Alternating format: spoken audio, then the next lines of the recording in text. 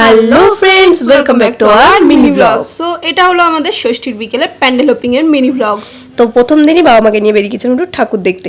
বাবা মা যেহেতু বেশি দূর হাঁটতে পারে না, তাই আমরা কাছাকাছির মধ্যেই গেছিলাম। আর দেখো বেরিয়েই এই একজন বান্ধবের সঙ্গে দেখা হয়ে গেল। তো তারপর আমরা চলে আর এটা হলো আমাদের বনেদি বাড়ির দুর্গাপুজো, যেটা সৌরভ গাঙ্গুলি নিজে ওপেনিং এর দিন গিয়েছিল।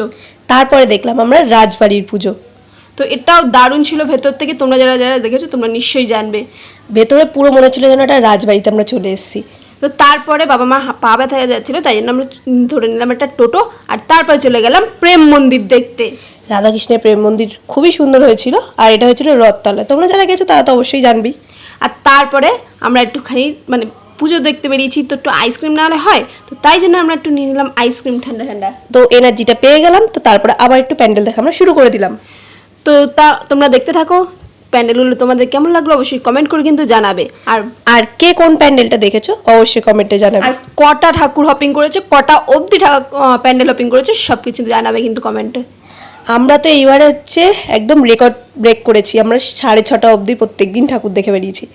পুরো 5 দিন দশমীর তো 5 দিন হয়, তো আমরা 4 দিন পুরো 6:30 অবধি আমার যেটা লাইফে ফার্স্ট টাইম করেছি। তো খুব এনজয় করেছি আমরা এই দুর্গাপুজোটা ফার্স্ট টাইম।